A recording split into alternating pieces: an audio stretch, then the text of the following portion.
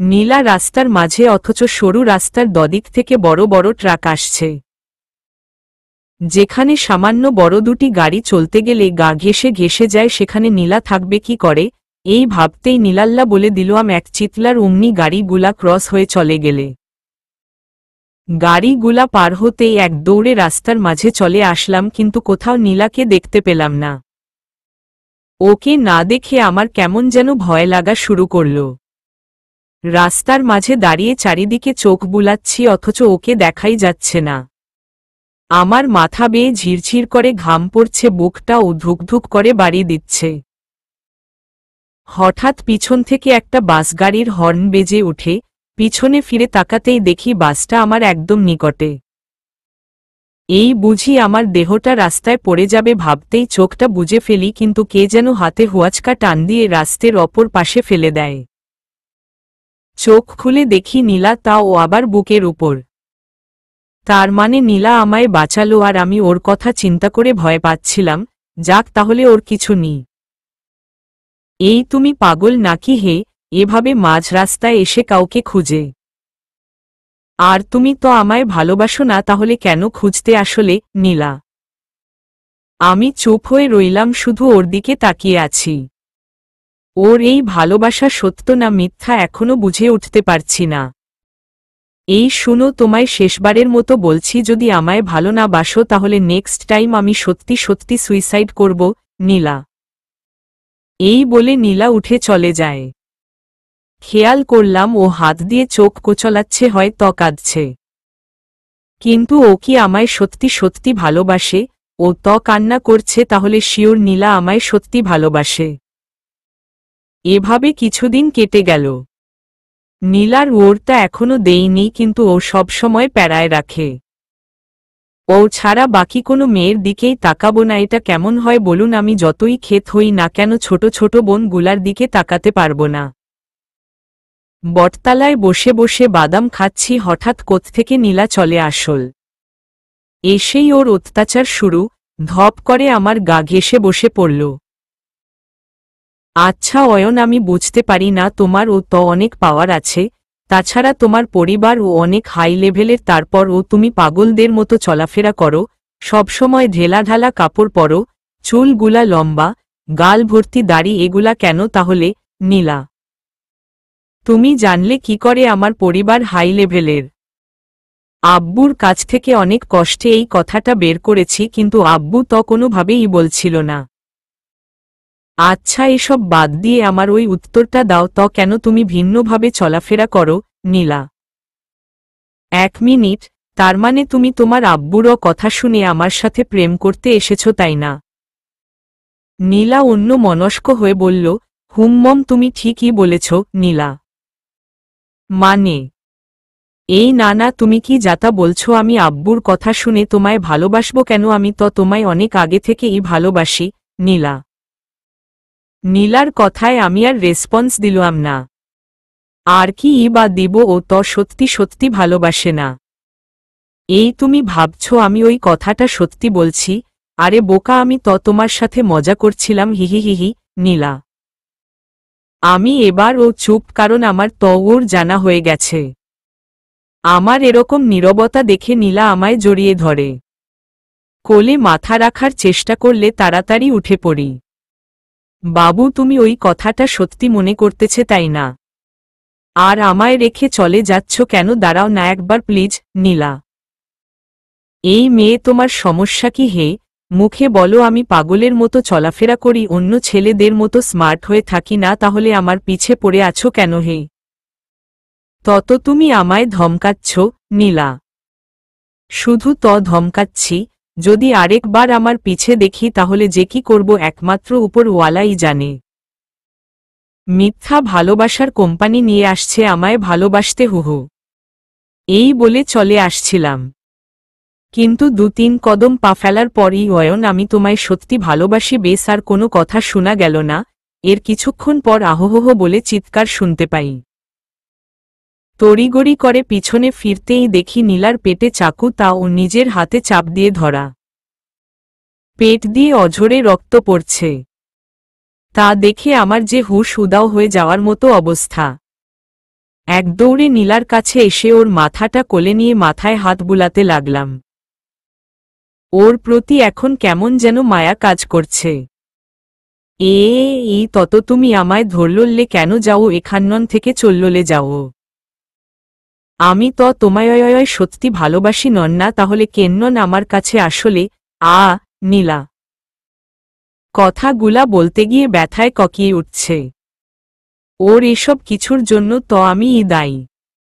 আর ৭-৫ না ভেবে নীলাকে কোলে নিয়ে একটা গাড়ি করে হসপিটালে চলে আসলাম।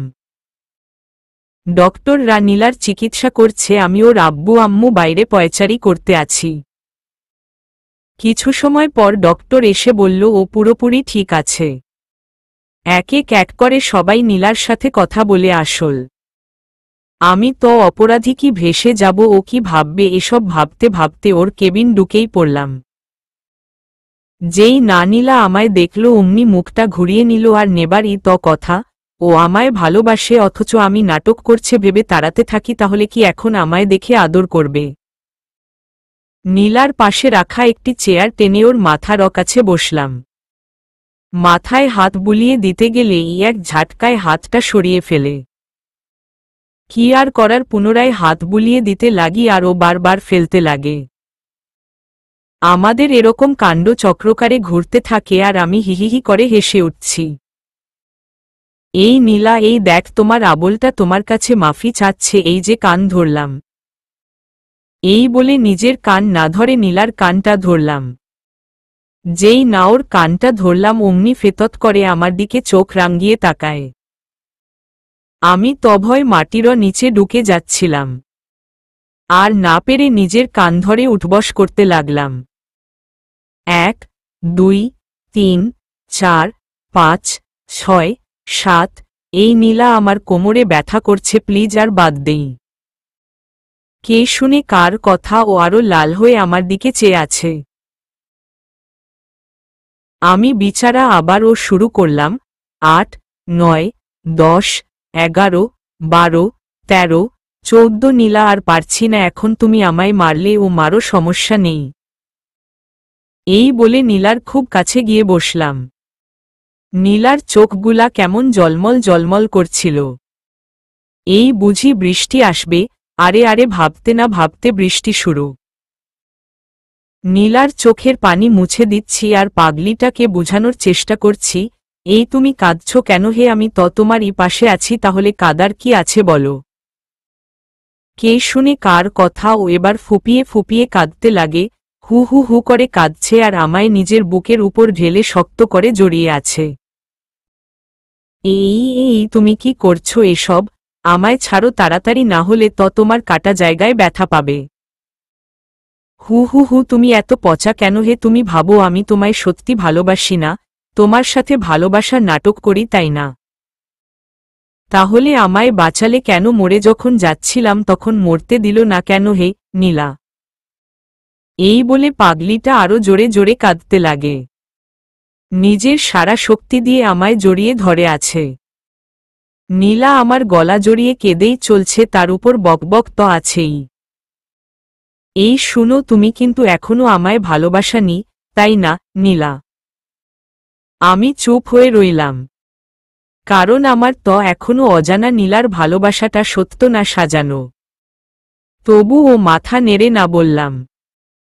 আমার না বলা দেখে নীলা কি যেন ভাবতে লাগে, তারপর আবার বলতে শুরু করে, তুমি ভালো না বাসলে আমার কিচ্ছু করার নেই, তবে তুমি যে আমায় দেখতে ছুটে এসেছ এতেই আমি অনেক খুশি। আর আমি চাই আমার ভালোবাসা শুধু তোমার উপরই থাক, এতে তুমি কষ্ট দাও না, হয় আদর করো, তোমার ইচ্ছা নীলা। নীলার এরকম ওরে আমি নিশ্চুপ। হয়তো ওর কথাগুলো সত্যি, কিন্তু আমার যে তা মিথ্যা মনে হচ্ছে। এই তুমি এত কি ভাবছ হে? আর শুনো, আমি আব্বুকে বলবো কাল থেকে তোমার সাথে সবসময় থাকব, তোমায় নিয়ে ঘুরব, ফুসকা খাব, নির্জন জায়গাগুলাতে তুমি আমার কোলে বসবে আর আমি তোমার মাথায় বিলি কেটে দিব, বুঝচ্ছ? আর এই যে চুলগুলা লম্বা না রেখে একটু ছোট ছোট করে স্টাইলিশ করিও, সাথে কাপড়গুলা ও ফিটিং পরার চেষ্টা করবে, বুঝলে নীলা?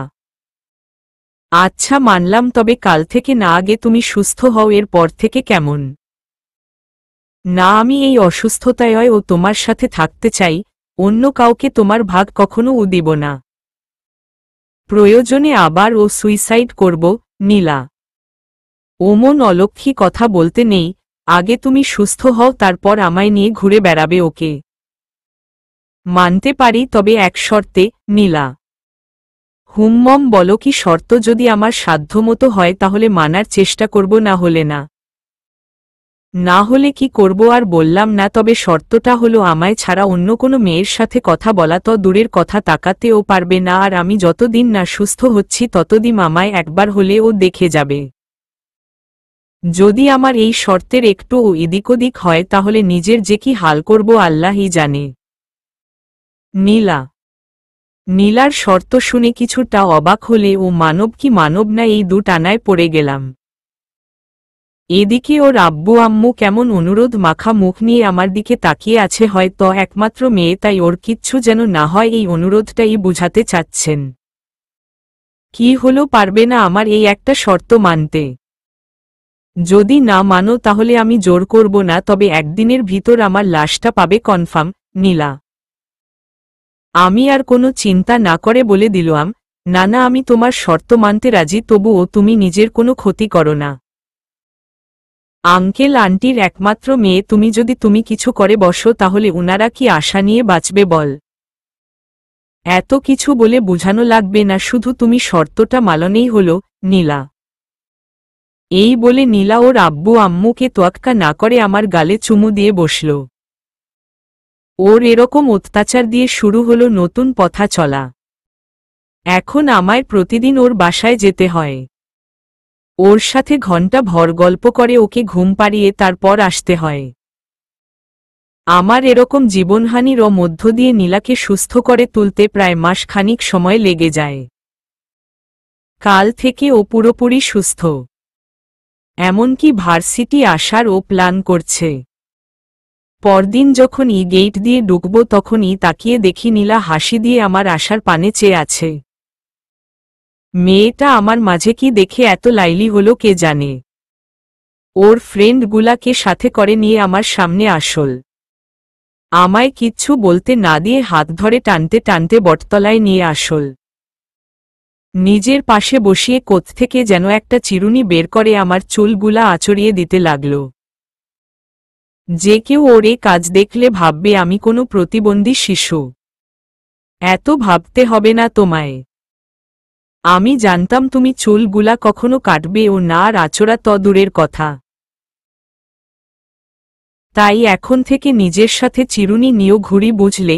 নীলা, হুমমম। আর তোমায় না বললাম পাগলের মতো ঢিলাঢালা কাপড় না পরতে? আমার কথা না শুনে আবার এরকম কাপড় পরলে কেন হে? নীলা, ওরকম ফিটিং কাপড় করতে আমার ভালো লাগে না। তাছাড়া ফিটিং কাপড় পরলে আমায় যদি সুন্দর দেখায় তাহলে তো অন্য কারো সাথে সম্পর্কে জড়িয়ে যেতে পারি, কি বলো? এই না না, তুমি যেরকম আছো ওরকমই থাকবে, এভাবে ঢিলাঢাল কাপড় পরবে ওকে। আর শার্টের হাতটা একটু ভাঁজ দিয়ে রেখ, তাহলে গরমটা কম লাগবে। নীলা, এই বলে নীলা আদরের সহিত ওর হাত দিয়ে আমার শার্টের হাত দুটো ভাঁজ করে দিল। নিজের হাতগুলা দিয়ে আমায় জড়িয়ে কাঁধে মাথা রেখে স্বস্তির শ্বাস ফেলে বলতে লাগে, বাবু তোমায় খুব বেশি ডিস্টার্ব দেই তাই না? নীলা, নীলা মুখে এরকম প্রশ্ন শুনে বেশ অবাক হলাম, যে মেয়ে আমায় ভালোবাসার জন্য মরিয়া হয়ে উঠেছে আর সেই কি না বলে আমি ডিস্টার্ব হচ্ছি। উফ, এই মেয়েটা আমায় সত্যি ভালোবাসে কি না আল্লাহই জানে। এই তুমি সবসময় এত কি ভাবো বলতো? যখন আমি কোনো কথা বলি তখন তোমার চিন্তা করা লাগে। আচ্ছা, তুমি আমার একটা কথার ওর দাও তো, আমি যে তোমায় এত ভালোবাসি এগুলা কি তুমি এখনো বিশ্বাস করতে পারছো না? নীলা, আমি তো কি ওর না, তাই মাথা নেড়ে নাই বললাম। আমার ওর শুনে নীলার হাসামাখা মুখটা মুহূর্তেই কালো হয়ে যায়। হয়তো এরকম ওর আশা করেনি। ওর মুখ দেখে মনে হচ্ছে খুব কষ্ট পেয়েছে।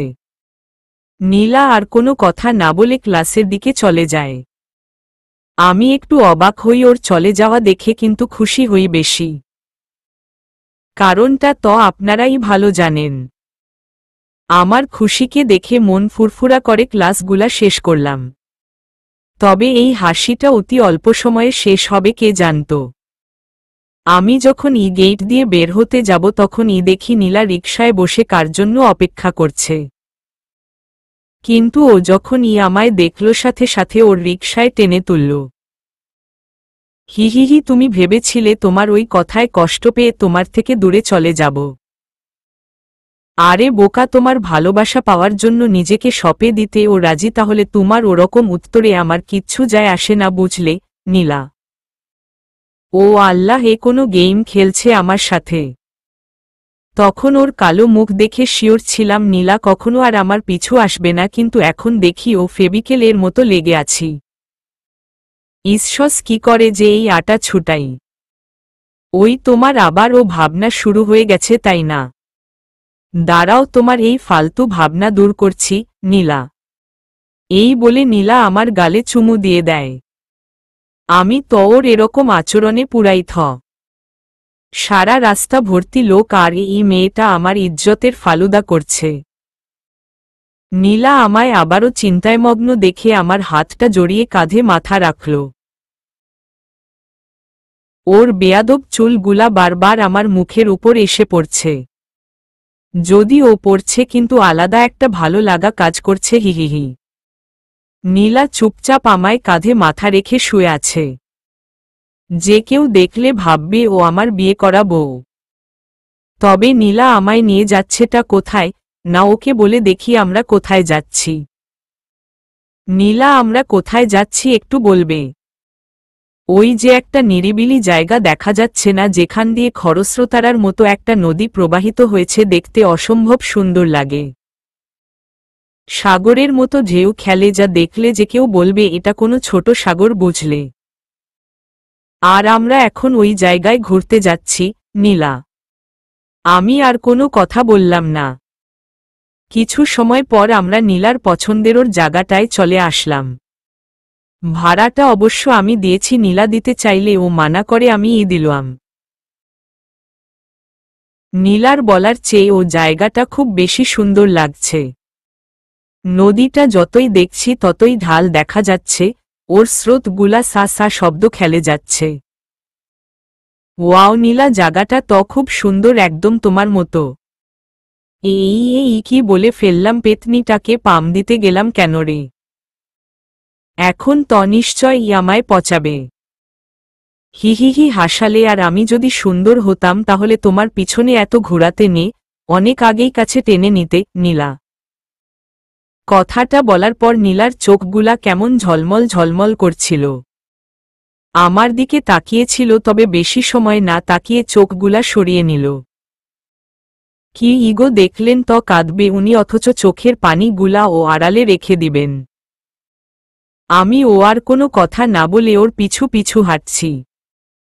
কিছু দূর যাওয়ার পর দেখলাম ও বাদাম কিনছে।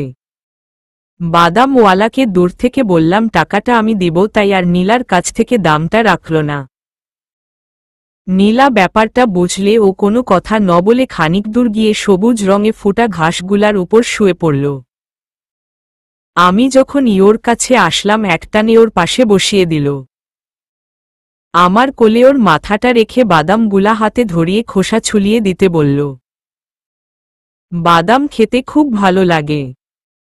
তার উপর এখন তোমার কোলে শুয়ে আছি, কি পরিমাণ ভালো লাগবে আল্লাহই জানে। নীলা নীলার মুখে কেমন শান্তির ছাপ দেখতে পেলাম।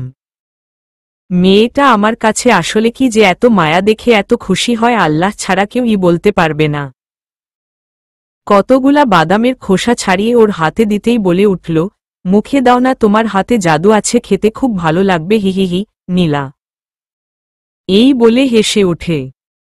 এই মেয়েটা এত অদ্ভুত কি করে যে আপনাদের বুঝায়। দেখলেন না, একটু আগে কাঁদল আর এখন হিহিহি করে হাসছে।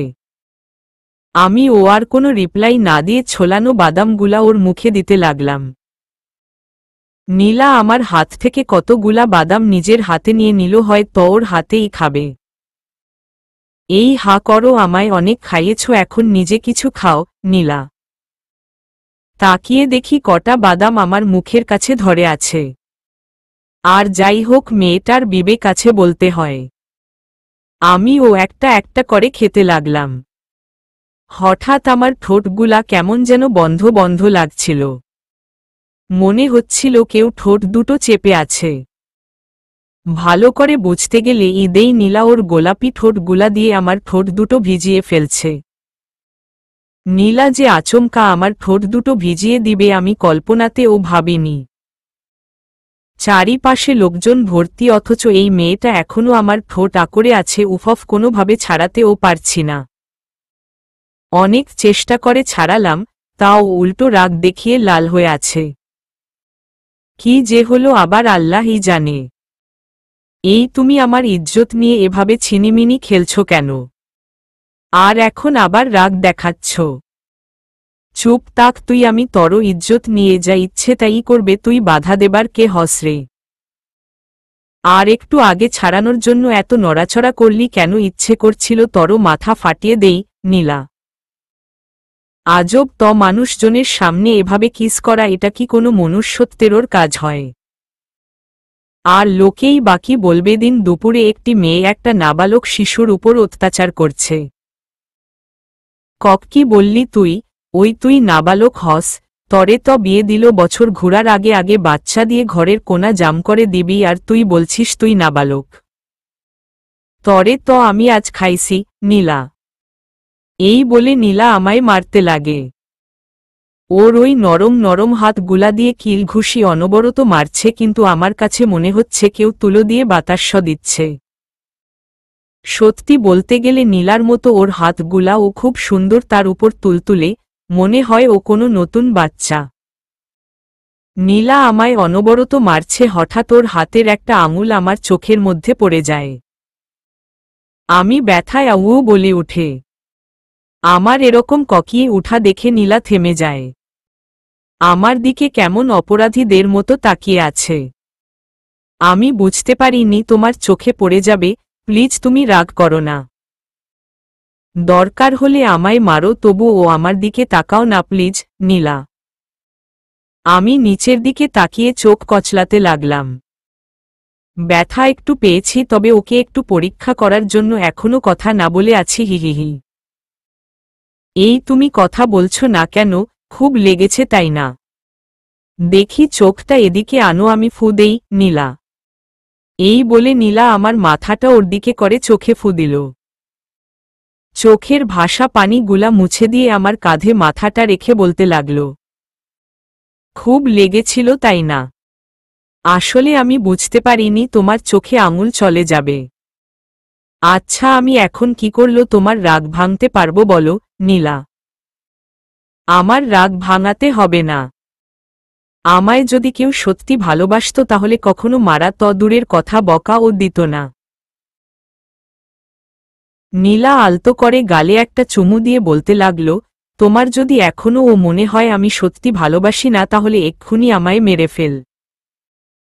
এত কিছু করে ও যদি ভালোবাসতে না পারলাম, তাহলে এই বেকার জীবনটা নিয়ে করবটা কি? এর চেয়ে ভালো শেষ করে দাও। নীলা, এই বলে নীলা আমার হাত দুটো ওর গলায় চেপে ধরে। খুব কষ্টে হাতগুলো ছুটিয়ে কষে একটা থাপ্পড় দিলাম। যদি ও অবাক হয়েছে, তবু ও আমার বুকে মুখ লুকিয়ে ফেলে। এত যদি আমায় ভালোবাসা, তাহলে বারবার মরে যাওয়ার কথা বল কেন হে? খুব শখ মরার তাই না? যাও মরো গিয়ে, আমি কে হই যে আমার জন্য তুমি বাঁচবে? যাও যাও, আমায় জড়িয়ে এভাবে কাঁদতে হবে না। যেতে যখন চাচ্ছ তাহলে আমি আটকানোর কে হই? যাও যাও, আমার থেকে একেবারে দূরে চলে যাও। এই বলে নীলাকে ছাড়িয়ে চলো আসতে লাগলাম, কিন্তু ও থাকতে আমি আসি কি করে? ও যে আমায় কোনোভাবে একা করবে না, যার ফল আমি 2 কদম এগুতেই পিছন থেকে জড়িয়ে কেঁদে ওঠে। তুমি ওভাবে বললে আমার বুঝি কষ্ট লাগে না? জানো, তোমার একটু ভালোবাসা পাওয়ার জন্য নিজেকে সবসময় তোমার পিছু রাখি।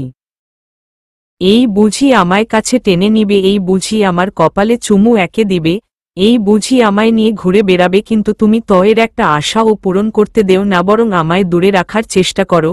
নীলা, মেয়েটার এরকম আবেগময় উত্তর শুনে দিলটা গলে গেল। ইচ্ছে করছে ওর স্বপ্নগুলা পূরণ করে দেই। না, মেয়েটাকে অনেক কষ্ট দিয়েছি আর দিতে পারবো না। এতে ও যদি আমায় কষ্ট দেয় বা ধোঁকা দেয় তবু ও আমার কিচ্ছু যায় আসে না, কিন্তু এখন থেকে ওকে আগলে রাখব।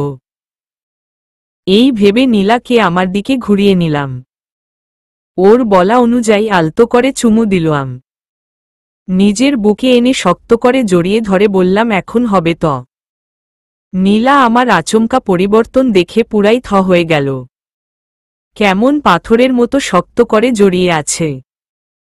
হয়তো ভাবছে আমি এত তাড়াতাড়ি বদলে গেলাম কি করে। সত্যি বলতে ওকে এখনো ভালোবাসতে পারিনি। তবে ওর কষ্টগুলা দেখে আর সহ্য হচ্ছিল না, তাই কাছে টেনে নিলাম আর কি। তত তুমি অয়ন তো, নীলা। নীলার ওরকম অবাক হওয়া দেখে আমার তো সেই রকমের হাসি পাচ্ছিল, কিন্তু হাসিটা পেটের ভিতরই রেখে দিলাম। ওহহ, তাহলে তুমি চাও আমি আগের অয়ন হয়ে যাই? ওকে ফাইন, তুমি তো চাও না কেউ তোমায় ভালোবাসুক, তাহলে আমি বদলে কি করব, আগের মতো হয়ে যাই। এই বলে নীলাকে ছাড়াতে চাইলাম, কিন্তু ও ছাড়ার কোনো নামই নিচ্ছে না। উল্টো শক্ত করে জড়িয়ে আছে। উহু, তুমি আগের অয়ন হও, এটা কি আমি বলছি? আমি তো তোমার আচমকা বদল দেখে অবাক হয়ে প্রশ্নটা করলাম শুধু। আর জানো, তুমি যখন আমায় জড়িয়েছিলে আমার তো মনে হয়েছিল আমি এই পৃথিবীর একমাত্র সুখী ব্যক্তি, নীলা। হিহিহিহি, আমি জড়িয়ে ধরাতে এত খুশি, তাহলে ভালোবাসলে কত খুশি হবে বলতো। তুমি যদি আমায় ভালোবাসো তাহলে দেখবে তোমার জন্য আমার নিজেকে শেষ করে দিতে ও পিছু হটব না। প্রয়োজনে নিজেকে তোমার হাতে তুলে দেব, নীলা। আচ্ছা নীলা, তুমি আমায় এত ভালোবাসো কেন বলতো? কি এমন আমার মাঝে দেখেছ যার জন্য তুমি পাগলের মতো আমায় পাওয়ার চেষ্টা করছো? তোমার পাওয়ার দেখে, নীলা।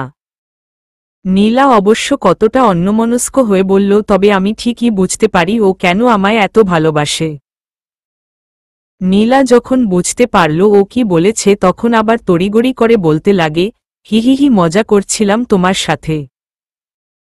সত্যি বলতে তোমার চলাফেরার স্টাইল সবার থেকে ভিন্ন, যা আমার খুব ভালো লাগে।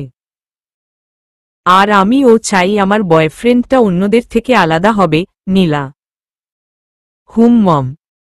আচ্ছা বাবু, এখন চলো বাসায় যাই, আম্মু হয়তো অপেক্ষা করছে। আর বাসায় গিয়ে ফোন দিব কিন্তু, নীলা। ওকে।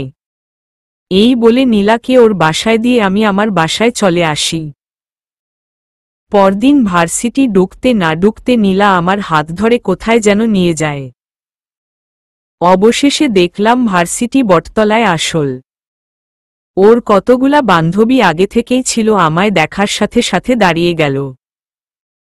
নীলা আমাকে ওর পাশে বসিয়ে ব্যাগ থেকে একটা চিরুনি বের করল। কি আর করার, ছোট বাচ্চাদের মতো চুপ করে বসে রইলাম। নীলা দু গালে হাত দিয়ে খুব সুন্দর করে চুলগুলো আঁচড়িয়ে দিল। উফফ, তোমাকে যে এখন কি লাগছে বলে বুঝাতে পারবো না। আচ্ছা অয়ন, তুমি এত সুন্দর কেন বলতো? তারপর ও কোনো স্টাইল কিছুই করো না, তবু ও হিরোদের মতো লাগে, নীলা। বুঝতে পারলাম নীলা পাম দিচ্ছে, যার ফল উল্টো জবাব। এই ডায়লগটা তো ছেলেরা মেয়েদের বলে। আর তুমি উল্টো আমায় দিচ্ছ, তাহলে নিশ্চয়ই কোনো পাম দেওয়ার চেষ্টা করছো। দূর, তুমি ও যে কি বল না। কদিন পর তুমি হবে আমার স্বামী, আর আমি আমার স্বামীকে পাম দিতে যাব কেন বলতো, নীলা? হতে পারে স্বামীকে নতুন কোনো ফাঁদে ফেলার ফন্দি। মম, তাও ঠিক, নীলা। মম মানে? না না, কিছু না। আচ্ছা চলো এখন ক্লাসে যাব। আর ক্লাস শেষে তুমি তোমার ফ্যামিলি ব্যাকগ্রাউন্ড আমায় বলবে কেমন, নীলা? আচ্ছা। নীলা ওর সাথে করে আমায় ক্লাসে নিয়ে আসল। আমার সিটটায় বসিয়ে তারপর নিজের ক্লাসে চলে গেল। ক্লাসগুলা শেষ করে বের হতে না হতে নীলা যেন হুটট করে এসে পড়ে। এই তোমার এত লেট হলো কেন হে? না ক্লাসে বসে অন্য মেয়েদের সাথে ইটিসপিটিস করছিলে, নীলা? আরে কি যে বল না, স্যার এই তো বের হয়ে গেলেন, তারপর আমরা বের হলাম। এই অল্প সময়ে কার সাথে কথা বলবো, কাউকে তো ভালোমন্দ জিজ্ঞাসা করতে ও 2-3 মিনিট লেগে যায়, কিন্তু স্যার যাওয়ার এখনো তো 2 মিনিটই হলো না। হইছে, তোমায় এত লেকচার দিতে হবে না, আর আমায় ছাড়া অন্য কোনো মেয়ের সাথে কথা না বললেই হলো। নীলা: জি আজ্ঞা। এই চলো না আমরা কালকের জায়গাটা ঘুরে আসি, ওখানে তুমি আমার কোলে মাথা রেখে তোমার সব কষ্টগুলা শেয়ার করবে, কেমন? নীলা: তুমি যখন বলছো তাহলে না করি কি করে বলো। হিহিহি, এই তো আমার গুড ভয়। নীলা: এই বলেই পাগলিটা আমার গালে কিস করে বসে।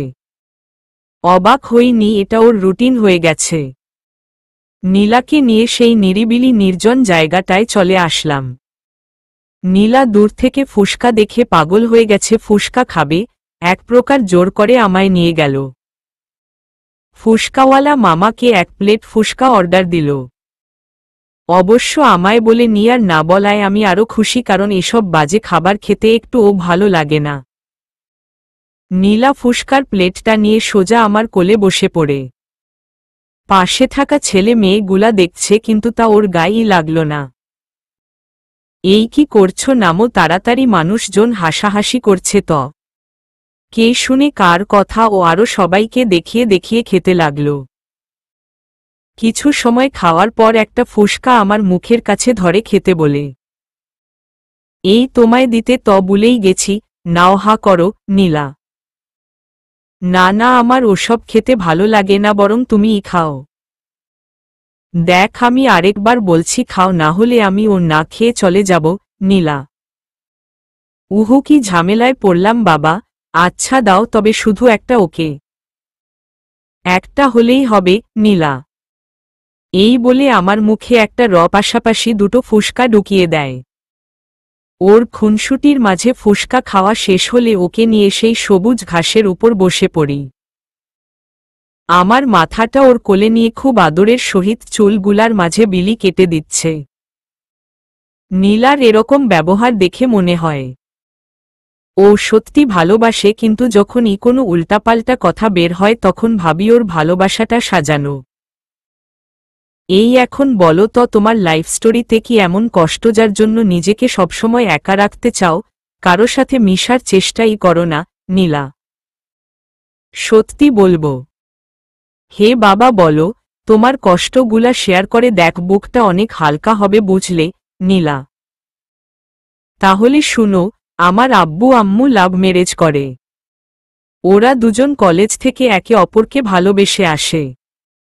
আম্মু বলতো আব্বু নাকি তখন খুব স্টাইলিশ ছিল, সবসময় নতুন জামা কাপড় ছাড়া কিচ্ছু পরিধানই করতেন না।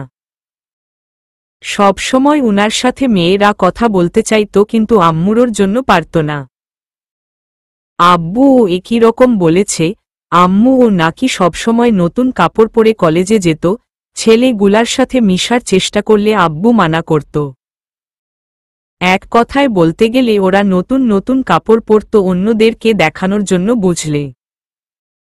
তাই ওদের মাঝে প্রায় ঝগড়া লাগত।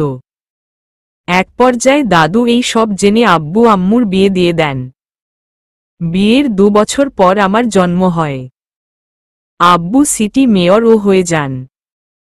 এ বিষয় নিয়ে আম্মুর সাথে অনেক হিংসা দেখাতেন। আম্মু ও জিদের বসে উপজেলা ভাইস চেয়ারম্যান হয়ে যান।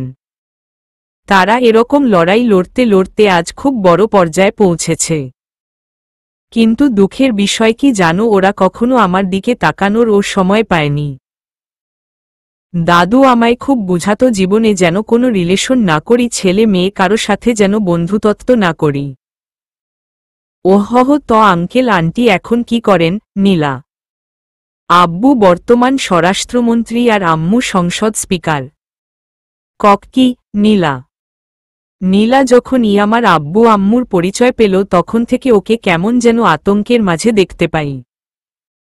অজানা একটা ভয়ের ছাপ ওর মুখে পড়ে। নীলা: আর ওকে? হুমম, আমি ঠিক আছি। তবে তোমায় শায়েস্তা করতে হলে আমায় একটু কষ্ট করতে হবে, আর কিছু না। নীলা: নীলা, তুমি আমায় কিছু বলছো নাকি? না না, বলছিলাম তোমার পরিবার এত উচ্চ লেভেলের, অথচ এই তুমি সবসময় কি রকম আবল হয়ে ঘুরো। নীলা: তোমায় তো বললাম আমার আব্বু আম্মু স্টাইলিশ হয়ে থাকতে গেলে ওদের মধ্যে কত ঝগড়া হতো। এই ভয়ে আমি সবার থেকে ভিন্নভাবে চলাফেরা করি। এতে কে কি বলল তাতে আমার কিচ্ছু যায় আসে না। তা ও ঠিক বলেছ, আজকালকার ছেলে মেয়েগুলা মানুষের মন দেখে প্রেম করে না, ওদের কাপড়চোপড় পরার স্টাইল, সয়সম্পত্তি দেখে রিলেশন করে, যার ফল তোমার আব্বু আম্মুর মতো ঝগড়ার সৃষ্টি হয়। বেশিরভাগ ক্ষেত্রে দেখা যায় এরকম রিলেশনগুলা বেশি দিন টিকে না। নীলা: হুম্মম, তুমি ঠিক বলেছ নীলা। আমার দাদু যদি আব্বু আম্মুকে বিয়ে না দিতেন তাহলে ওদের সম্পর্কটাও নষ্ট হয়ে যেত। হ্যাঁ, আর অয়ন, তুমি তোমার আব্বু আম্মুর কাছ থেকে যে ভালোবাসা পাওনি, আজ থেকে আমি তোমার সেই ভালোবাসা পূর্ণ করব, কেমন নীলা? ওকে, তাহলে এখন চলো আমরা রিকশা করে ঘুরে বেড়াই। নীলা: সমস্যা নেই, চলো।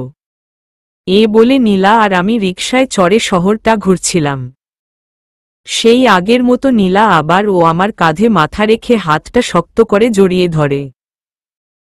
আচ্ছা অয়ন, তোমার আব্বু তো আমার শ্বশুর হবেন, তাই না? নীলা: হুম্মম, যদি বিয়ে হয় তাহলে। যদি তদি নাই, তোমায় আমাকে বিয়ে করতেই হবে, না হলে আমি এ দুনিয়াতে আর থাকব না।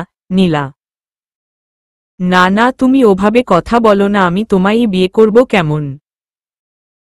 হুম্মম, মনে থাকে যেন। আর এখন আঙ্কেলের নাম্বারটা দাও তো, উনার সাথে কথা বলে আমাদের বিয়ের কাজটা এগিয়ে ফেলি। নীলা: তোমায় কষ্ট করতে হবে না, সময় হলে আমি নিজেই ফোন করে বলে দিব। আমায় এত কিছু বুঝালে হবে না, আমি জানি তুমি আঙ্কেলদের সাথে কথা বলা তো দূরের কথা, উনাদের খোঁজ খবরই নেও না।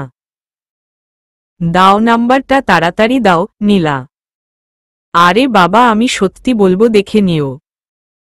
এত দেখাতে হবে না তোমায়, আমি বলছি, তোমার মোবাইল দাও, না হয় আঙ্কেলের নাম্বারটা ডায়াল করে দাও। নীলা: নীলার এরকম জোরাজোরি দেখে না দিয়ে আর পারলাম না। আব্বুর নাম্বার দিয়ে দিলাম আর বললাম উনাকে যেন বেশি বিরক্ত না করে। ওই দিনটার পর থেকে নীলা একটু একটু করে পাল্টে যেতে লাগে। ওর কথা শুনলে মনে হয় আমার সাথে দু মুখ দিয়ে কথা বলে। কখনো মুখ ফসকিয়ে সত্যটা বলে দেয়, পরে নানান অজুহাত দেখিয়ে অন্য টপিকে নিয়ে যায়। এই তো কিছু দিন পর নীলাকে ওর কতগুলা ফ্রেন্ডের সাথে কথা বলতে দেখছিলাম। ওদের মাঝে বেশিরভাগই ছেলে। আমি ও আর না দাঁড়িয়ে সেখানে জয়েন হলাম। নীলা, এখানে তুমি কি করো? আমি সারা ভার্সিটি খুঁজছি তোমায়। এত খুঁজতে হবে না, আর এখানে তোমায় মারা প্ল্যান করছি, বুঝলে? নীলা: মানে? হিহিহিহি, আরে বোকা, আমি তোমার সাথে মজা করছিলাম তো। তোমার যে পাওয়ার, সেখানে তোমায় মারার প্ল্যান করার বুদ্ধি আমাদের এই মোটা মাথায় আসবেই না। নীলা: নীলার কথা বুঝতে পারলাম ও আমায় কি বুঝাতে চাচ্ছে। আর ও আমায় যাই বুঝানোর চেষ্টা করুক না কেন, আমি তো এখনও ওকে মন থেকে ভালোবাসতে পারিনি।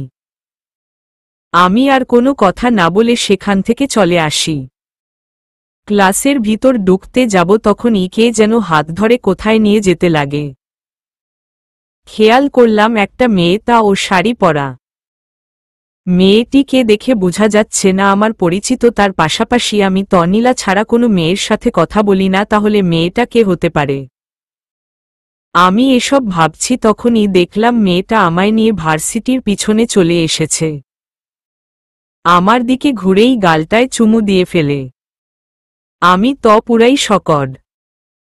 অজানা একটা মেয়ে এভাবে চুমু দিল, কেমন ভয় করবে বলুন তো? কিন্তু না, যখনই মেয়েটা আমার সামনে দাঁড়ালো তখনই খেয়াল করলাম মেয়েটা সেই দিনের মেয়ে যেদিন নবীন বরণ অনুষ্ঠান হয়, আর ও এসে আমার সাথে সেলফি তুলতে চেয়েছিল। কিন্তু ও আমার সাথে কেন এমন করছে? আর যাই হোক না কেন, মেয়েটাকে শাড়িতে খুব সুন্দর লাগছে, ওকে দেখে কেমন যেন একঘরে চলো গেলাম। সত্যি বলতে নীলাকে এরকম চোখে কোনো দিনই দেখিনি, এই প্রথম একটা মেয়ের দিকে কেমন মায়া ভরা চোখে তাকালাম। এই শুনুন, এভাবে না তাকিয়ে আমি কি বলতে চাচ্ছি তাতে কান দিন। মেয়েটার কথা শুনে ঘোর কাটল, মাথা নেড়ে বললাম, হা বলো। আমি এত পেঁচিয়ে বলতে পারি না, তাই সোজাসুজি বলছি। আপনাকে যেই দিন দেখেছি ওই দিন থেকে আপনাকে আমার ভালো লাগে। প্রতিদিন রাতে শুতে গেলেই আপনার প্রতিচ্ছবি ভেসে ওঠে। বলতে গেলে আপনার কথা ভাবতে ভাবতে অনেক রাত না ঘুমিয়ে পার করেছি। আর এসব থেকেই আপনাকে ভালোবেসেছি, বুঝলেন? এখন থেকে আপনি ও আমায় ভালোবাসবেন। ওকে, মেয়েটি। না না, তা কি করে হয়? তাছাড়া আমি নীলাকে ভালোবাসি, ওকে কোনোভাবে টকাতে চাই না। ওই চুপ থাক, তোকে মিথ্যা কোনো নাটক করতে হবে না। আর তুই কি ভাবছিস আমি কিছু জানি না? আমি সব জানি। তুই যে নীলাকে এখনো মন থেকে ভালোবাসতে পারিসনি আমি তোর মুখ দেখেই বুঝতেই পারি।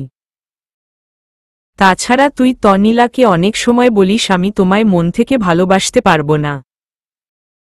তুই হয়তো ভাবছিস আমি এত কথা জানলাম কি করে, কারণ আমি তোদের পিছু পিছু অনেক জায়গা ঘুরেছি, বুঝলি? মেয়েটি, এই মেয়েটির মুখে তুই শুনে আমি তো সেই রকমের ভয় পাইছি। এক তো আমার থেকে 3 বছরের ছোট, তার উপর আমার পাওয়ার ও আছে, কিন্তু এই মেয়েটা সবকিছু তুচ্ছ করে আমায় তুই করে বলছে। এই যে তুই করে বলাতে আপনি আবার আমায় বেয়াদব ভাববেন না। আমি চাই না আমার ভাগে আর কেউ আসুক, তাই এমন করে বলছি, বুঝলেন? মেয়েটি, মম, তোমার নামটা কি? আমি তো এখনো জানতে পারলাম না। হিহিহি বুদ্ধু একটা, আমার নাম অরিন। অরিন। এই বলে অরিন আমার নাকটা টেনে দেই। সত্যি বলতে কি, ওর হাতের স্পর্শটা আমার গা শিহরণ করে তুলে, যা নীলার খেতে কখনো হয়নি।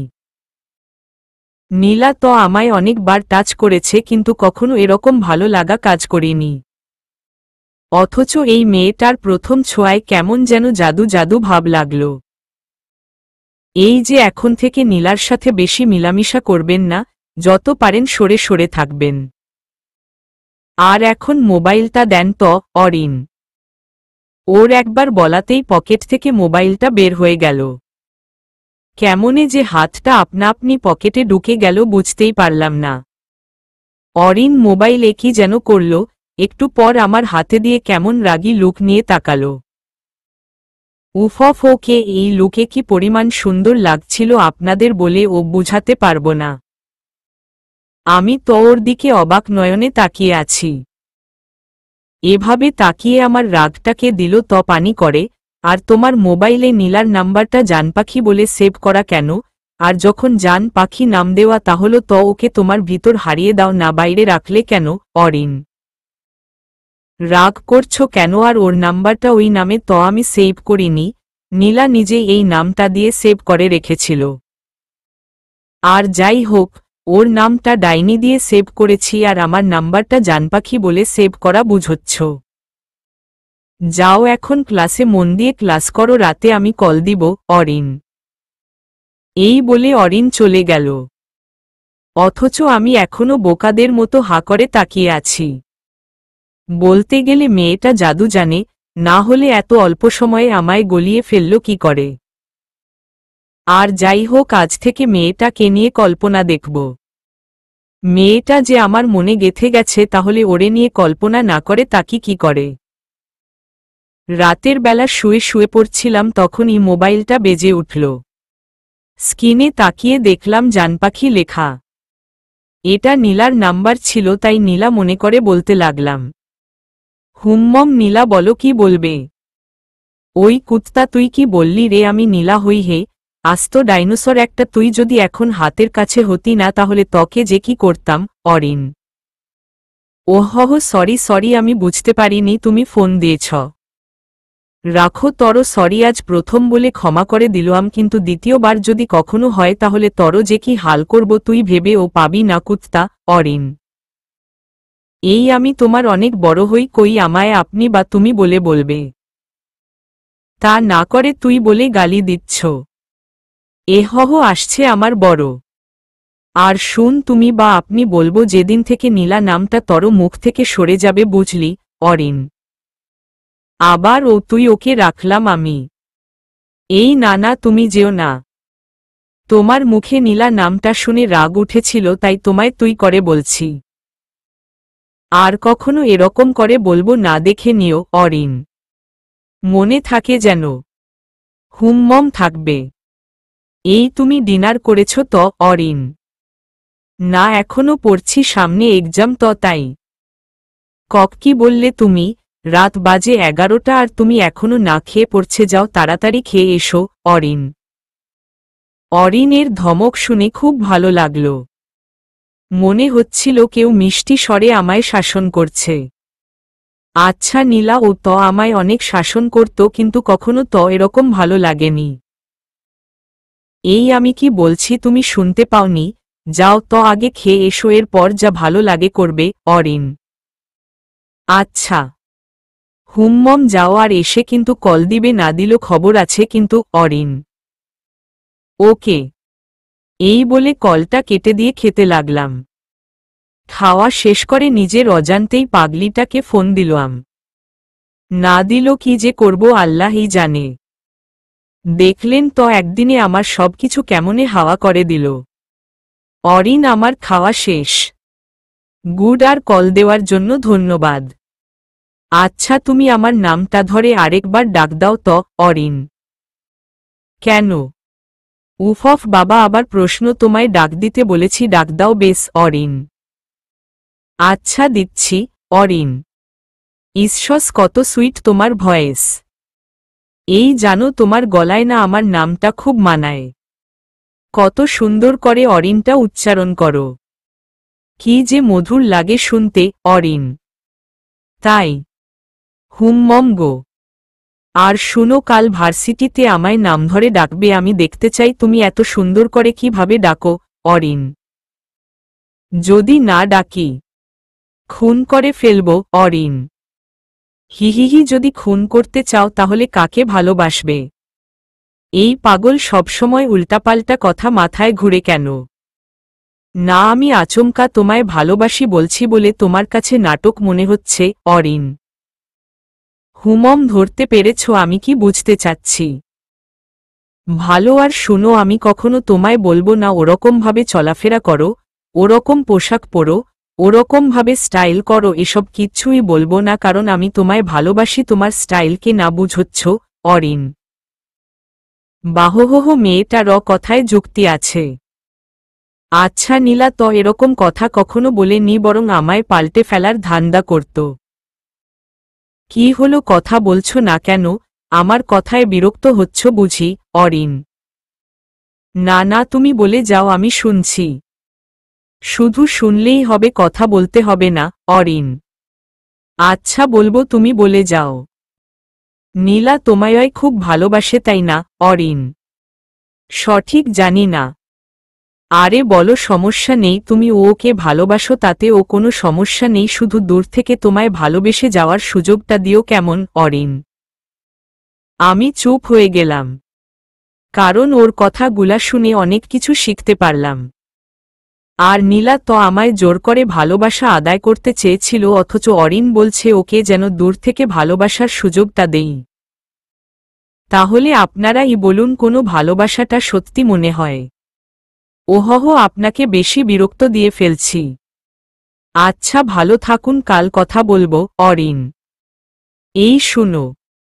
কথাটা পুরা করার আগেই কলটা কেটে দিল। আমি আবার কল দিল, মোবাইলটা অফ করে রেখে দেয়। দেখ, কেন যেন এত ভাবতে গেলাম, এখন তো বোধ হয় মেয়েটা কান্না করছে। ওর কথা ভাবতে ভাবতে ঘুমিয়ে গেলাম। পরদিন ভার্সিটি পৌঁছে অরিনকে অনেক খুঁজলাম। অবশেষে ওর দেখা মিলল, ক্যাম্পাসে বসে বসে ছবি আঁকছে। ওর কাছে উকি দিতেই বেশ অবাক হই, কারণ ও আমার ছবি আঁকছে, অনেকটা শেষ হয়ে গেছে, খুব সুন্দর করে ছবিটা আঁকতেছে। অরিন মাথা তুলে তাকিয়ে আমায় দেখে আবার মাথাটা নিচু করে ফেলে। ছবিটার বাকি অংশ পূরণ করতে ব্যস্ত হয়ে পড়ল। অরিন, আমি সরি, আসলে গতকাল রাতে বেশি চিন্তা করে ফেলেছি, তাই তোমার কথায় তেমন রিপ্লাই দিতে পারিনি। এই দেখ, কান ধরে সরি বলছি। সরি বলা লাগবে না, পাশে বসো অরিন। ওর পাশে বসে হুট করে হাতটা ধরে বলতে লাগি, আচ্ছা অরিন, তুমি কি জাদু জানে বলো তো?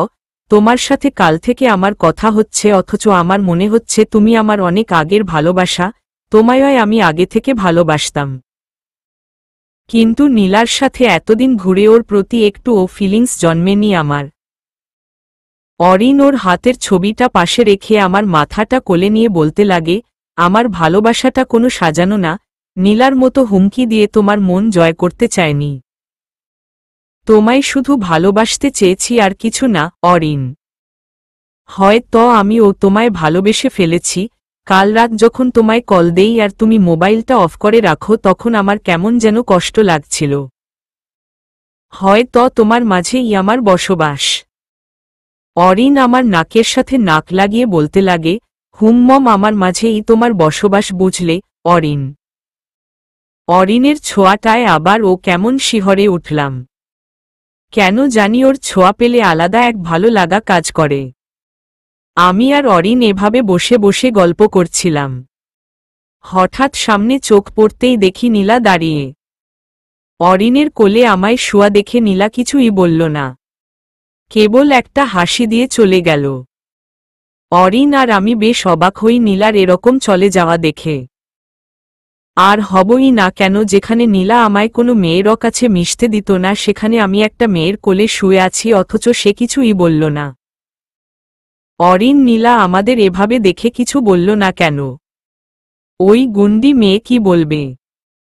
আর তুমি জানো নীলা না আগে ও অনেক ছেলেকে শায়েস্তা করার জন্য এরকম প্রেম কাহিনী সাজিয়ে কষ্ট দিত। হয়তো তোমাকে ও চেয়েছি কিন্তু আমি চলে আসায় বোধ হয় আর পারল না, অরিন। কি বলো তুমি? ও ছেলেদের কষ্ট দেবার জন্য ভালোবাসারও নাটক করে? হে বুদ্ধু, আমি নীলার সম্পর্কে অনেক খবর নিয়েছি, বলতে গেলে তোমার থেকে বেশি জানি নীলাকে, বুঝলে? তাই তো তোমায় আগলে রাখার জন্য আমার আগমন, অরিন। আচ্ছা অরিন, নীলা তো এখন অন্য কোনো কাণ্ড ঘটাবে না তো? ও কি করবে? ওর মতো মেয়ের সাহসী হয় না তোমার কিছু করার। তার পাশাপাশি আমি আছি তো, অরিন। তুমি সবসময় এভাবে আমার পাশে থাকবে তো? অরিন আমার হাতটি ধরে বলল, তোমার কাছে আমায় নতুন মনে হলে ও আমায় আমার কাছে তুমি ও অনেক পুরাতন। তোমায় সেই প্রথম দিন থেকেই ভালোবেসে আসছি। তাহলে তোমায় ছাড়ি কি করে বল? এই যে হাতটা ধরলাম আর কখনো ছাড়ব না, বুঝচ্ছ, অরিন? সত্যি অরিন, তোমার ভালোবাসাটা খুব অদ্ভুত। এভাবে অরিন আর আমি বসে বসে গল্প করছিলাম। কিছু সময় পার হতেই দেখি আব্বুর ফোন আসে। আমি তো পুরাই শকট, যেখানে আব্বু আমার খোঁজ নেওয়া তো দূরের কথা সেখানে কল দিচ্ছেন, কোনো সমস্যা হয়নি তো? হুম্মম, বলুন কি বলবেন? আপনি কি বলছেন এগুলা? আমি তো আজ অবধি কোনো মেয়ের সাথে ওরকম কিছু করি ন। দেখেন, আপনি কিন্তু না জেনে আমার উপর মিথ্যা অপবাদ তুলছেন। তকে বলেছিন আমায় এ পৃথিবীতে আনার জন্য, আর বললেন না আমাকে আপনার ছেলে মানতে, ও ঘৃণা হচ্ছে, হাহাহা হাসালেন আমায়। যেখানে আমার কোনো পিতা নেই সেখানে আপনি ছেলে বলছেন? আমি এত কিছু জানি না, আর আপনাকে যে এসব কথা বলেছে সবগুলা মিথ্যা। হয়তো কেউ আমায় ফাঁসানোর জন্য এমন বলছে। তা নয়তো কি? আর আপনি বললেন যে প্রুফ আছে, দেখি আমায় দেখান তো আপনার প্রুফ। ওকে দেখান। এই বলে কলটা কেটে দিলাম। একটু পর একটা ছবি মেসেজ আকারে আসে। ছবিটা ওপেন করতেই বর্ষর একটা শকট খাই। আশাপাশে তাকিয়ে দেখলাম কেউ নেই। তাহলে আমাদের ছবিটা তুলল কে? আপনারা এখনো বুঝেন না? আব্বু আমায় যে ছবিটা দিলেন ওইটাতে আমি অরিনের কোলে মাথা রেখে শুয়ে আছি, এরকম একটা পিক। ছবিটা দেখে অরিনের দিকে তাকাতেই মোবাইলটা আবার বেজে ওঠে। স্ক্রিনে তাকিয়ে দেখি আব্বুর কল। এই যে, আপনাকে এত ভাষণ দিতে হবে না আমায়। আপনি আর আপনার স্ত্রী আপনাদের পদ নিয়ে এবিজি থাকেন, আমায় ভাষণ দিতে আসবেন না। আর ওই যে বললেন না আমি অন্য মেয়ের সাথে শারীরিক সম্পর্কে করে এখন অন্য মেয়ের সাথে ঘুরে বেড়াচ্ছি, এসব কিন্তু একদম সাজানো, বুঝলে? আর আমায় এখন যে ছবি গুকা পাঠালে, অর্থাৎ যার কোলে আমায় শোয়া দেখতেছ তাকেই বিয়ে করব, বুঝলে? তাও খুব শীঘ্র। এই বলে লাইনটা কেটে দিলাম। খুব গরম হয়ে কথাগুলা বলেছি। আমাদের বাপ ছেলের এরকম কথা শুনে অরিন বেশ অবাক চোখে আমার দিকে তাকিয়ে আছে, হয়তো বুঝার চেষ্টা করছে আমাদের মাঝে কি এমন কথোপকথন হলো যার ফলে আমি রেগে গেলাম। তুমি কার সাথে কথা বললে, অরিন? আরে আরে তুমি ভয় পাচ্ছ কেন? আর আমি আমার আব্বুর সাথে কথা বলেছি। এই বলে অরিনের গালে হাত দিয়ে মুখটা আমার দিকে করলাম। না, তবু ও মেয়েটা ভয় কাঁপতে লাগে। 7-5 না ভেবে মেয়েটাকে বুকে জড়িয়ে নিলাম। এত অল্পদিনে এই মেয়েটা আমার মাঝে কি করে যে ওর জায়গা করল একমাত্র আল্লাহই ভালো জানেন। অরিন আমায় শক্ত করে জড়িয়ে বলতে লাগে, তুমি আঙ্কেলের সাথে ওরকম করে কথা বললে কেন? উনি না তোমার আব্বু হন? অরিন, আব্বু? হাহা, উনি এই জীবনে কখনো আমার আব্বু হতে পারবেন বলে মনে হয় না। কেন, উনি কি তোমার জন্মদাতা হন না? অরিন, জন্মদাতা ঠিকই, কিন্তু উনার যে দায়িত্ব এটা কখনো দেখেনি। এরপর আমার সব কাহিনী ওকে খুলে বললাম। কথা বলা শেষ হলে ওর দিকে তাকিয়ে দেখি ও কাঁদছে, অথচ আমার চোখের পানির কোনো খোঁজই নেই। ওর চোখের পানিগুলা মুছে দিয়ে আবার ও শক্ত করে জড়িয়ে ধরলাম। ওই দিন নীলাকে এই কষ্টগুলা শেয়ার করার পর বুকটা এত হালকা লাগেনি, কিন্তু আজ অরিনের সাথে শেয়ার করাই কেমন যেন হালকা হালকা লাগছে। ছোটবেলা থেকে খুব অবহেলায় বড় হয়েছে, তাই না অরিন? হুম্মম, তাই তো। নিজেকে এখনো ঠিকমতো গুছিয়ে রাখতে পারিনি, সবসময় কেমন অগুছালো হয়ে চলি দেখ না। দেখি তো, কিন্তু আজ থেকে আর দেখব না। তোমার এই অবহেলার জীবনকে একটু একটু করে বদলে দিতে চাই। তুমি আমায় সেই সুযোগটি দিবে তো, অরিন? অরিনের মাথাটা উঁচু করে ওর কপালটায় আলতো করে চুমু দিয়ে বলতে লাগলাম, দিব না কেন, 100 বার দিব। এই বলে আবার ও শক্ত করে জড়িয়ে ধরলাম পাগলিটাকে। আচ্ছা, তুমি আঙ্কেলের সাথে কথা বলতে এত রেগে গেলে কেন, অরিন? কি বলবো তোমায়? আব্বু কল করে বলেন উনাকে একটি মেয়ে কিভাবে যেন জানিয়েছে আমি ওর সাথে 5 মাস থেকে রিলেশন করে আসছি। এমনকি ওর সাথে আমার শারীরিক সম্পর্কও হয়েছে। আর ও নাকি এখন প্রেগন্যান্ট। অথচ এসবের কিছু আমি জানিই না। আর কি বলেছে জানো? আনি নাকি ওকে ফেলে তোমার সাথে প্রেম করছি, এমনকি একটু আগে যে তোমার কোলে শুয়েছিলাম না, ওই দৃশ্যটার ও ছবি দিয়েছে। আব্বু ছবিটা দেখে আমার উপর আরো ক্ষেপে যান বুঝচ্ছ। অরিন চুপ হয়ে আছে, কিচ্ছু বলছে না কেন মেয়েটা? ও আবার সত্য ভেবে বসল না তো? এই অরিন, চুপ হয়ে গেলে কেন? কথা বলছো না যে? আচ্ছা অরিন, আমার মনে হয় তুমি ও আব্বুর কথা সত্যি ভাবছো, তাই না? অরিন মাথা নেড়ে না বলল। আমায় কি তোমার বিশ্বাস হয়? বিশ্বাস হয় বলেই তো এখনো তোমায় জড়িয়ে আছি। না হলে তো সেই কখন চলে যেতাম। অরিন পাগলি, তুমি আমায় এত ভালোবাসে কেন? জানি না, তবে একটা কথা শুনো, আমি 1 সপ্তাহের ভিতর তোমায় বিয়ে করতে চাই। এর দেরি হলে বিয়েই করব না, বুঝলে অরিন? এত তাড়াতাড়ি বিয়ে কেন? আর আমিও তো এখনো কোনো কিছু করছি না, তার পাশাপাশি তুমি সবে মাত্র অর্নাসে উঠলে। এত কিছু আমায় বুঝাতে হবে না। আমার বাসায় বিয়ের প্রপোজাল পাঠিয়ে 1 সপ্তাহের ভিতর সব যেন হয়ে যায়। অরিন আচ্ছা বাবা, আচ্ছা, তোমায় এত রাখতে হবে না। আর আমিও 1 সপ্তাহের ভিতর সবকিছু ওকে করে নিব, কেমন? তা হলেই হলো। অরিন আচ্ছা অরিন, আমার আব্বুর কাছে এসব কথা কেই বা ফোন করে বলল? তাছাড়া উনার নাম্বার ওত কোনো মেয়ের কাছে নেই। তাহলে উফ অরিন, আমি যেন আর কিচ্ছু ভাবতে পারছি না। তোমায় এত টেনশন করলে তো হবে না।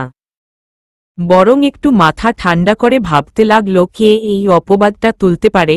অরিন হুম্মম, এই আমার কি মনে হয় নীলাই এই সব কাণ্ড ঘটিয়েছে। ও হয় ত নিজে এগুলা বানিয়ে বানিয়ে বলেছে, না হলে ওর কোন ফ্রেন্ডকে দিয়ে বলিয়েছে। অরিন ওহ হে, তুমি ঠিক বলেছে, এই কাজটা ওর ছাড়া আর কারো হবে বলে মনে হয় না। আর নীলাই একদিন আমার কাছ থেকে জোর করে আব্বুর নাম্বারটা নিয়েছে, বলল যেন আমাদের বিয়ের ব্যাপারে কথা বলবে। তাহলে তশিওর কাজটা ওরই হবে। অরিন: মম, মেয়েটা যে খারাপ ছিল এটা তো আমি ভুলে গেছিলাম। আর বলে না, কয়লা ধুলে ময়লা যায় না, তাহলে ও কি করে এত ভালো হতে পারে বল? আমি জানতাম ও এমন কিছু করবে।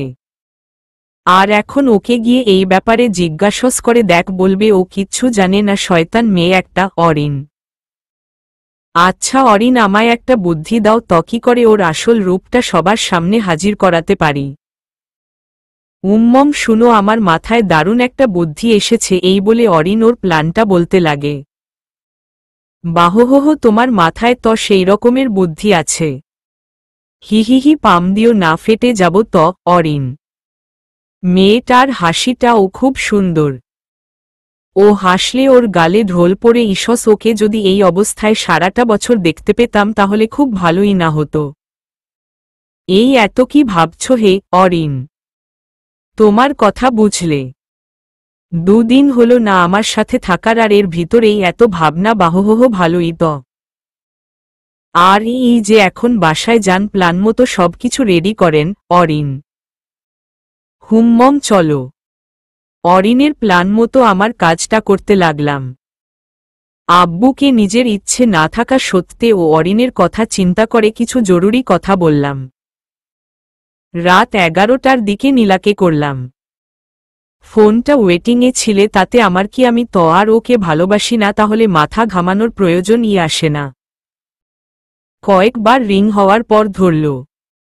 অয়ন, তুমি নিজ থেকে আমায় কল করেছ? আমার তো বিশ্বাসই হচ্ছে না। নীলা: তাই নাকি? মম, তাই। আচ্ছা অয়ন, তার মানে তুমি ও আমায় ভালোবাসতে শুরু করেছ, তাই না? নীলা: সত্যি বলতে আজ ভার্সিটিতে যে মেয়েটির কোলে আমায় শুয়ে থাকা অবস্থায় দেখছিলে না, ওই মেয়েটার জন্য তোমায় এতদিন কাছে টেনে নিতে পারিনি। কিন্তু আজ তুমি চলে আসার পরে ওর সাথে ব্রেকআপ করেছি। তুমি আমায় ওর কোলে দেখে ও কোনো কথা বলনি, হয়তো অনেক কষ্ট পেয়েছ, কিন্তু মুখ ফুটিয়ে বলতে পারলে না। তাই ভাবছি কাল থেকে তোমায় ভালোবাসতে শুরু করব। পাম দিলাম আর কি। হিহিহি। জানো অয়ন, আমার না মরে যেতে ইচ্ছে করছে। জীবনে কখনো এতটা খুশি হয়নি, কিন্তু আজ মনে হচ্ছে সবথেকে সুখী ব্যক্তি আমি। নীলা: কেন বল তো? কারণ তোমায় আমার জালে ফাঁসাতে পেরেছি বলে। হিহিহি। নীলা: মম, তুমি ঠিক বলেছ নীলা। আর একটা কথা নীলা, আমি কাল ভার্সিটিতে সবার সামনে তোমায় প্রপোজ করব, কিন্তু তুমি একটু সেজে আসবে কেমন? সত্যি? নীলা: হে বাবা, সত্যি বলছি। তুমি সকাল 11টার দিকে বটতলায় থাকবে, ওইখানে সবাইকে ডেকে তোমায় প্রপোজ করব। তুমি খুশি হবে তো? খুশি হব মানে খুব খুশি হব। আমি তো কখনো ভাবতে পারিনি তোমার শায়েস্তা করার রাস্তা এত তাড়াতাড়ি চলে আসবে। নীলা: কিছু বললে নীলা? না না, বলছি তুমি এখন ঘুমিয়ে পড়ো। নীলা: আচ্ছা, কাল দেখা হচ্ছে তাহলে। এই বলে কলটা কেটে অরিনকে কল দিলাম। নীলা কি কি বলেছে সব ওকে খুলে বললাম। পরদিন ভার্সিটি পৌঁছেই দেখি নীলা সহ সবাই বটতলায় বসে আছে। বুঝতে পারলাম নীলাই সবাইকে জড়ো করেছে। আমায় দেখে তো দৌড়ে এসে জড়িয়ে ধরল। কিছু সময় পর ছেড়ে দিয়ে হাত ধরে সবার সামনে নিয়ে গেল। লিসেন গাইজ, আজ সবার সামনে অয়ন আমায় প্রপোজ করবে, সবাই কিন্তু উৎসাহ দিবে আমাদের, কেমন? নীলা: সবাই জোরে জোরে বলল, হা হা, আমরা তোমাদের উৎসাহ দিব। তারপর শুরু করলাম আমার মিশন।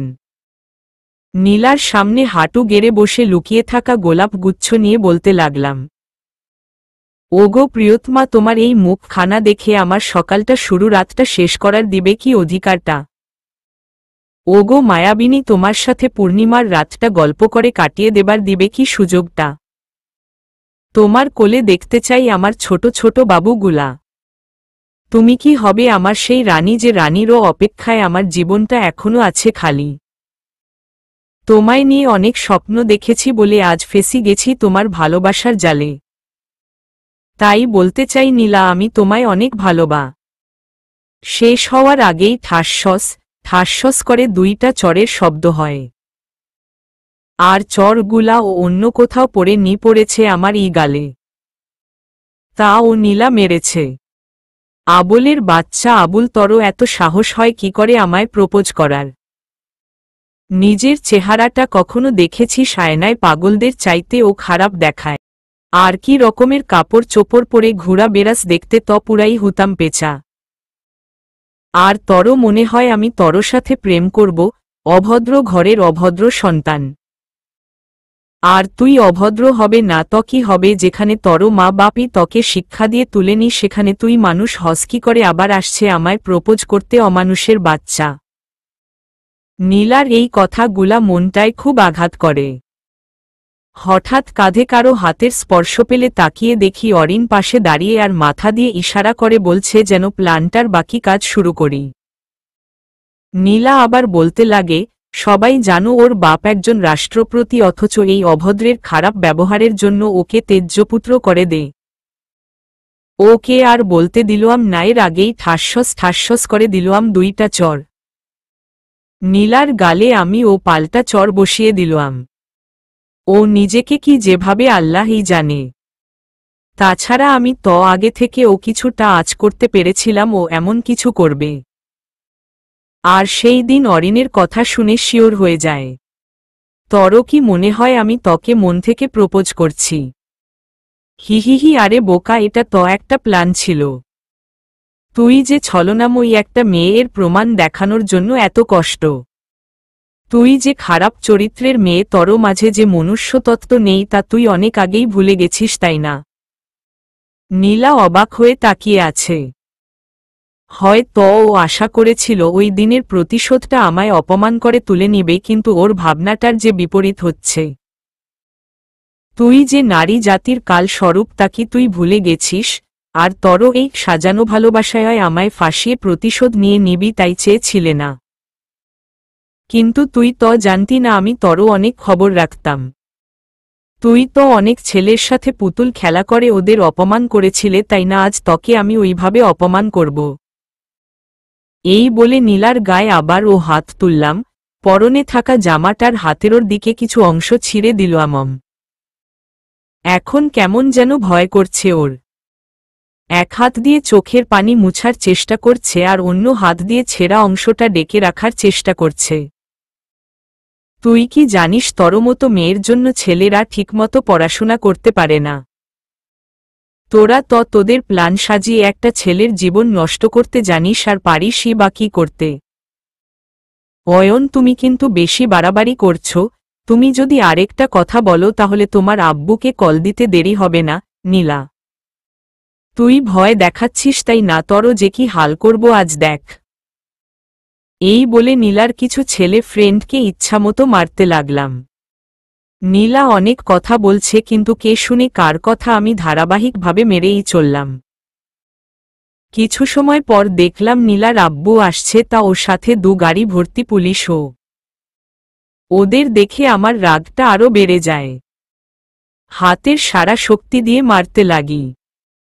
নীলার আব্বু দৌড়ে এসে আমায় আটকান।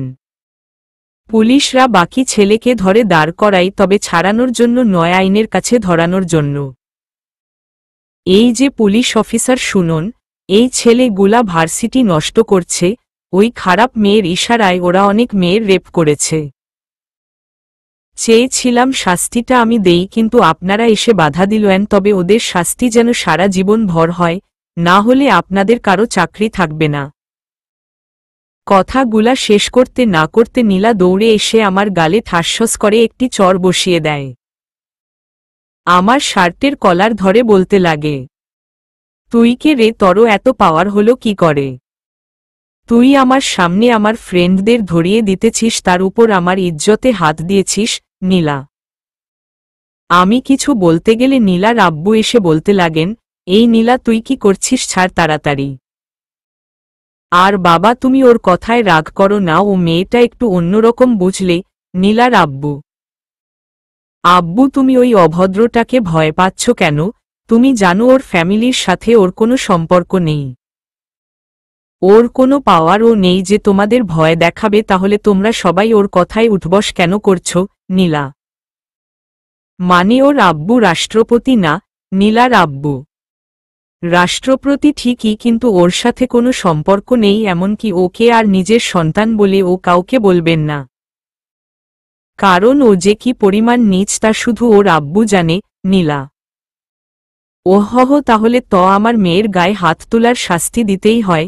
নীলার আব্বু: হুম্মম আব্বু, শুধু হাত তুলে নিয়ে আমার জামার কিছু অংশ ও ছিঁড়েছে। নীলা: কক কি আমার মেয়ের কাপড় ছিঁড়েছে? আর অফিসার, তুমি এখনো দাঁড়িয়ে দাঁড়িয়ে কি দেখছো? ওকে মারতে শুরু করো। নীলার আব্বু: 1 মিনিট। আর আঙ্কেল, আপনি কিন্তু ভুল করছেন। আব্বু, ও তোমার হাত থেকে বাঁচার চেষ্টা করছে, ওকে তুমি কোনোভাবে ছেড় না। নীলা: তুই চিন্তা করিস না মা, ওকে আমি ছাড়ব না। অফিসার, ওর কোনো কথা না শুনে মারতে লাগো। নীলার আব্বু: নীলার আব্বুর কথা মতো পুলিশগুলা মারতে আসলে একটা কনস্টেবলকে এমন থাপ্পড় দেই বাকিগুলা ভয় পিছোপা হয়ে যায়। তোমার এত বড় সাহস, আমাদের সামনেই পুলিশের গায়ে হাত তুলছ? পুলিশ অফিসার, আপনি যদি চাকরিতে থাকতে চান তাহলে 5টা মিনিট চুপ হয়ে থাকেন, নতুবা আপনার ও এরকম হবে। আব্বু, দেখছো ছেলেটা কি বেয়াদব, আমার পুলিশ আঙ্কেলকেও ধমক দিচ্ছে। আর আঙ্কেল, তুমি ও চুপ হয়ে গেলে কে? নীলার কথা শেষ হওয়ার আগেই ওর গায়ে আবার ও হাত তুলাল্লাম। তাও একটা না, 2টা থাপ্পড় দিলাম। সবাই তো আরও অবাক হয়। কিন্তু আমার সাহস ধীরে ধীরে বাড়ছে। থাপ্পড় খেয়ে নীলা এবার কেঁদে দেয়। ঠোঁটের কোনা বেয়ে ও রক্ত ঝরতে লাগে। তা দেখে ওর আব্বু আর পুলিশ তো রেগে ফায়ার হয়ে গেছেন। তুমি আমাদের সামনে আবার ও আমার মেয়ের গায়ে হাত তুললে? নীলার আব্বু: আরে চুপ করেন তো, আপনি যদি ঠিক হতেন তাহলে আপনার মেয়েটা এত নষ্ট হতো না। আপনি তো নিজেই বেটিক, তাহলে মেয়ে ভালো হয় কি করে? আর আপনি জানেন আপনার মেয়ে কতটা খারাপ? ও আমাদের মতো ছেলেরও সাথে ভালোবাসা নিয়ে খেলা করে, বুঝলে? ঈশ্বর, ইচ্ছে করছে ওকে এখনই খুন করে ফেলি। এই বলেই নীলার গলাটা চেপে ধরি। অরিন পাশে ছিল বলে আমায় আটকিয়ে ফেলে। ওর দিকে চেয়ে দেখি ও ইশারায় বলছে এমন কাজ না করতে। তাই নীলার গলাটা ছেড়ে দিলাম। গলার চাপ ছাড়তেই উহু উহু করে কেসে ওঠে। এখন তো ওর আব্বুর আগে আমার গালে চর বসিয়ে দিলেন। আমার ও রাগটা বেড়ে যায়। উনার দিকে ফিরতে গেলে অরিন হাতটা আটকিয়ে ফেলে। ইশারা করে পাশে তাকাতে বলে। পাশে তাকিয়ে দেখি কয়েকটা পুলিশের গাড়ি, র্যাব সহ আরও অনেকে গার্ড দিয়ে একজন লোককে নিয়ে আসছে। সে আর কেউ না, আমার আব্বু। নীলা আব্বুকে দেখে এক দৌড়ে উনার কাছে চলে যায়। উনার কাছে যেতেই ন্যাকা কান্না শুরু করে দেয়। হাত দিয়ে ওর ছেঁড়া কাপড়টা দেখায় আর হু হু করে বলতে লাগে, এই দেখুন আঙ্কেল, আপনার ছেলে কতটা খারাপ। ওই দিন আপনাকে বলেছিলাম, কিন্তু আপনার তো বিশ্বাস হয়নি। আজ তো দেখলেন। জানেন আঙ্কেল, ও না সবার সামনে আমার গালে অনেক চর মেরেছে, আমার আব্বু সহ আমায় ধমক দিয়েছে। নীলা আব্বু আস্তে আস্তে সামনে অগ্রসর হচ্ছেন। নীলার আব্বু সহ বাকি অফিসাররা আব্বুর কাছে আমার বিপক্ষে তেল মারতে শুরু করল। এছাড়া তো কোনো পথ নেই, যদি আব্বু আমার পক্ষ নিয়ে নেন তাহলে ওদের চাকরি পোস্ট সব শেষ। ওরা যা বলছে তা কি সত্যি? আব্বু, ওই মেয়ের সাজা স্বরূপ এইটুকু, এখনো বাকি আছে, চাইলে বাকিটুকু ও শুরু করব। হুম্মম, কি বাকি আছে দেখাও। আব্বু আব্বুর ওরটা দেওয়ার জন্য নীলার কাছে গেলাম। অরিনের দিকে তাকিয়ে দেখলাম মেয়েটা চুপসে আছে। ও জানে আমি এখন কি করব। ওর দিকে তাকিয়েই নীলার ঠোঁটে কিস করে বসলাম। পুরো ভার্সিটিতে থাকা সকল মানুষের চোখগুলা এখন অবিশ্বাসের সহিত আমার পানে চেয়ে আছে। মুহূর্তেই নীলাকে ছেড়ে দিলাম। নীলা ইজ্জত বাঁচাতে ওর আব্বুকে জড়িয়ে কেঁদে ওঠে। তবে আমি খুব খুশি, কারণ আমার প্রুফ পেয়ে গেছি। এই মেয়ে তোমার সাথে তো আমার শারীরিক সম্পর্ক আছে, তাই না? তাছাড়া তুমি তো প্রেগন্যান্টও। তাহলে একটা কিস করতে এত অসুবিধা হচ্ছিল কেন? কে বলেছে এসব ফালতু কথা? তোর সাথে আমার ওরকম কোনো কিছুই হয়নি, নীলা। কেন তুমি তো সেদিন আমায় ফোন করে এসব বললে, তাহলে আজ না করছো কেন? আব্বু না মানে আঙ্কেল ওই দিন আসলে না মানে, নীলা। চুপ থাক নটাঙ্কি বাজ। আর আপনাকে ও বলেছিলাম না ওই দিন এই মেয়ে মিথ্যা বলে, এখন তো বিশ্বাস হলো। আপনারা এসব কি শুরু করলেন আর আমার মেয়ের নামে কি যাতা সব বলছেন? নীলার আব্বু চুপ থাকেন আপনি। এত বড় মেয়ে বানিয়েছেন আর ঠিকমতো চলাফেরা শেখাতে পারেন না, তাহলে কোনো ধরনের বাপ হন আপনি? আর এই মেয়ে তোমার লজ্জা করে না এরকম নিজের ইজ্জত নিয়ে খেলা করতে? আব্বু আব্বুর ধমক শুনে সবাই চুপ। কিন্তু আমার বলা নতুন করে শুরু হলো, আর এই যে পুলিশ অফিসার, উনাকে যেন বরখাস্ত করা হয়, তার পাশাপাশি ওই বজ্জাত মেয়ের বাবাকে উনার পদ থেকে বরখাস্ত করা হয়। এরকম পিতাদের কারণে মেয়ে জাতি আজ অবহেলিত। না না বাবা, তুমি আমাদের এমন ক্ষতি করো না। আমরা না বুঝে অন্যায় করে ফেলেছি, তুমি রাগ করো না প্লিজ। নীলার আব্বু হে বাবা, তুমি আমাদের উপর রাগ করো না। আমরা তোমার সাথে অন্যায় করেছি, প্লিজ তুমি আমাদের মাফ করে দাও। নীলার আব্বু চুপ থাকেন আপনারা। আপনাদের কারণে দেশটা আজ এত পিছিয়ে আছে। আপনাদের মতো লোককে টাকা দিয়ে কেনা যায়, আবার বিক্রিও করা যায়। আর এই যে পুলিশ অফিসার আপনাকে লাস্ট ওয়ার্নিং দিলাম, আর এই যে সিটি মেয়র আপনাকে ও শেষবারের মতো বলে যাচ্ছি, এরকম কোনো কাণ্ড যেন দ্বিতীয়বার না করেন। আব্বু সবাই মাথা নেড়ে হা বলল। নীলার মুখ দিয়ে আর কোনো কথাই বের হচ্ছে না। কি আর বলবে, বাপ মেয়ে যেভাবে অপমান হয়েছে, মনে হয় না জীবনে আর কোনো ভুল করবে। হঠাৎ দেখলাম আব্বু অরিনকে কাছে ডাকছে। অরিন পাশে গেলে ওর মাথায় হাত বুলিয়ে কি যেন বলতে লাগেন। এরপর আমার দিকে তাকিয়ে চলে যান। আমি ও চলে আসতে গেলে নীলাকে বলতে লাগি, এখন ও সময় আছে, ঠিক হয়ে যাও, না হলে অনেক পস্তাতে হবে। এই বলে অরিনকে নিয়ে চলো আসি। এই দিনের পর থেকে আমার জীবনে নতুন অধ্যায়ের শুরু হয়। এখন আর আগের মতো ঢিলাঢালা কাপড় পরি না, চুল ও লম্বা রাখি না, এক কথায় স্মার্ট হয়ে চলাফেরা করি। চলবে।